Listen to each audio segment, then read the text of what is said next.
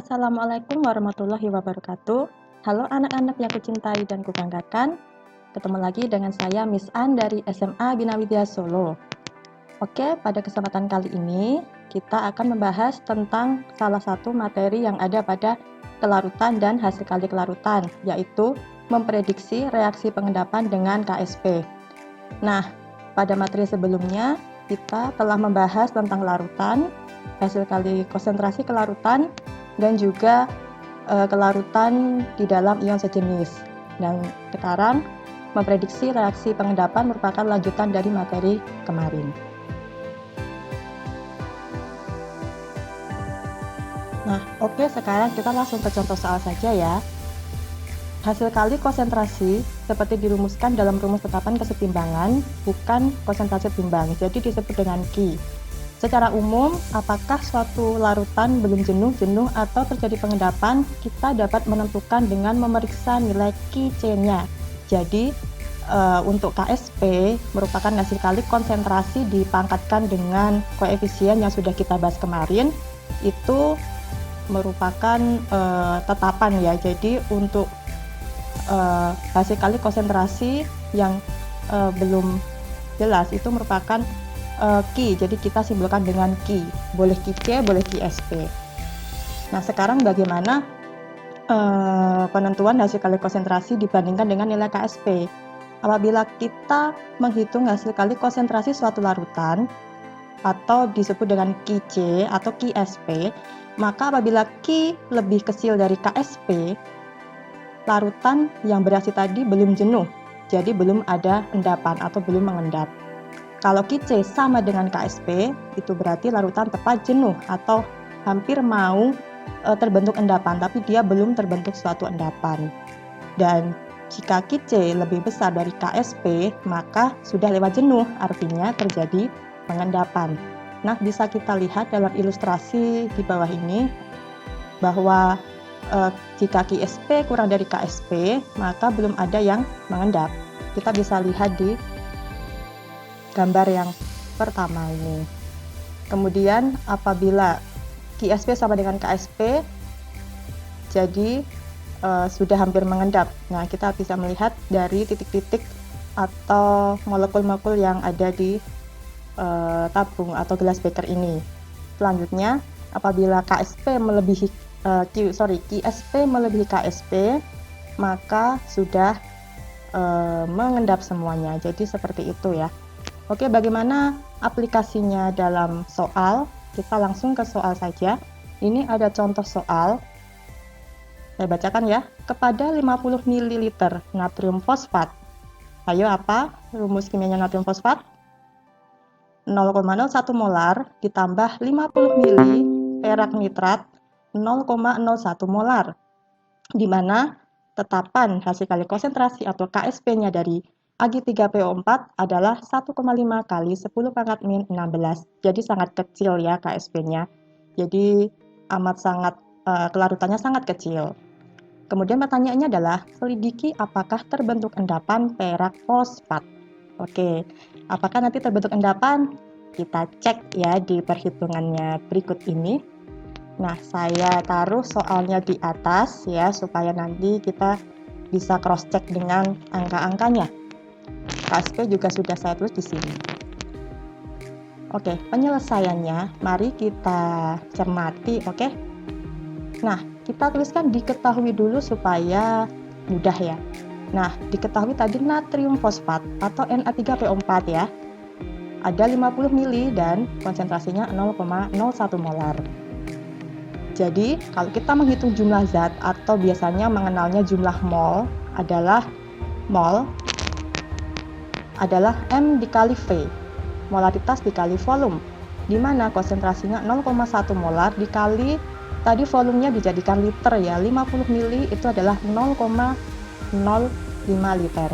Jadi ketemu jumlah zatnya untuk Na3PO4 adalah 0,0005 mol. Sekarang untuk AgNO3 sama ya tadi yang direaksikan 50 ml, kemudian konsentrasinya 0,01 molar. Jadi kita juga bisa menghitung jumlah zatnya, molnya sama, N kali V 0,05 liter kali 0,01 molar, jumlah molnya 0,0005 mol. Nah, jadi diingat-ingat ya, ini adalah jumlah zat atau jumlah mol dari senyawa Na3PO4 dan AgNO3. Next. Nah, sekarang kita pertama-tama mencari mol fosfat. Kenapa kita mencari mol fosfat saja? Karena yang kita cari adalah KSP Ag3PO4, jadi kita fokusnya ke PO4 saja. Maka kita tuliskan dulu reaksi peruraiannya ya menjadi ionnya seperti ini. Sudah bisa semuanya ya, Na3PO4 menjadi 3Na+ dan PO4 3-. Kemudian tadi mol Na3PO4 adalah 0,005 mol, kemudian kita setara dengan koefisiennya ya. Untuk Na+ 0,0015 dan PO4 3-, 0,005 mol. Jadi mol fosfat adalah 0,0005 mol. Diingat-ingat ya. Oke, lanjut. Kita mencari mol perak ya, karena Ag3PO4 jadi kationnya perak. Dari AgNO3 diuraikan menjadi Ag+ dan NO3-. Kemudian kita tadi masukkan molnya sudah terhitung 0,0005 mol, kemudian kita setarakan jumlah koefisiennya. Nah, jadi sekian. Mol Ag adalah 0,0005 mol, sama ya, kebetulan. Lanjut sekarang, tadi kita menghitung masing-masing volumenya kan 50 ml. Jadi volume total ketika natrium fosfat dan perak nitrat direaksikan adalah 100 ml atau 0,1 liter. Jadi total larutan yang ada itu adalah 100 ml ya, karena natrium fosfat dan perak nitrat sudah bereaksi. Nah, kemudian kita menghitung konsentrasi PO4 3- dalam Ag3PO4. Oke, di sini konsentrasi PO4 3- berarti mol dibagi volume total. Jadi tadi ketemu 0,0005 mol dibagi 0,1 liter. Jadi ketemunya adalah 5 kali 10⁻³ molar. Sudah paham ya? Jadi kita menghitung konsentrasi adalah mol atau jumlah zat dibagi dengan volume dalam liter. Lanjut, menghitung konsentrasi Ag+ dalam Ag3PO4 berarti sama rumusnya, jumlah zat dibagi dengan volume. Jadi 0,0005 mol dibagi 0,1 liter. Ketemunya adalah 5 kali 10⁻³ molar. Sama juga dan ini kebetulan. Oke, lanjut. Ini KSP Ag3PO4 tadi 1,5 dikali 10⁻16. Kita tuliskan dulu reaksinya. Jadi terbentuk antara natrium fosfat dan perak nitrat bereaksi membentuk Ag3PO4. Bila diuraikan, Ag3PO4 menjadi 3Ag+ dan PO4 3-. Nah, sekarang kita menghitung KSP dari Ag3PO4. Rumusnya adalah sama seperti rumus KSP, jadi hasil kali konsentrasi ion dipangkatkan 3. Jadi KSP Ag3PO4 adalah Ag+ pangkatkan 3 koefisiennya dikali dengan PO4 3-. Kita masukkan angka-angkanya. Tadi Ag+ konsentrasinya 5 kali 10⁻³, kita pangkatkan 3. Konsentrasi PO4 3-, 5 kali 10⁻³. Jadi hasilnya adalah 6,25 kali 10⁻10. Sekarang, kalau sudah ketemu nilai KSP-nya, kita bandingkan dengan KSP-nya. Apakah lebih kecil, lebih besar, atau sama dengan? Ternyata 6,25 kali 10⁻10 adalah lebih besar dari 1,5 kali 10⁻16. Jadi KSP Ag3PO4 lebih besar dari KSP-nya. Jadi kesimpulannya bagaimana? Apakah terjadi endapan? Ya, betul. Jadi karena KSP lebih besar dari KSP, maka terjadi endapan Ag3PO4.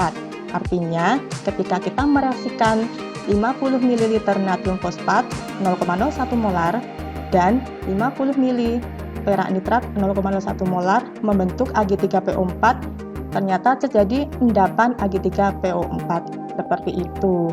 Nah, bagaimana anak-anakku semuanya sudah lebih paham kan mengenai reaksi pengendapan? Oke, kalau sudah, silahkan dicoba untuk mengerjakan latihan. Jadi Miss A mempunyai 3 buah soal, silakan untuk dikerjakan ya. Nah, ada 3 buah soal. Oke. Nah, jadi demikian tadi anak-anakku semuanya mengenai pembahasan tentang reaksi pengendapan atau memprediksi suatu reaksi pengendapan dengan perhitungan KSP.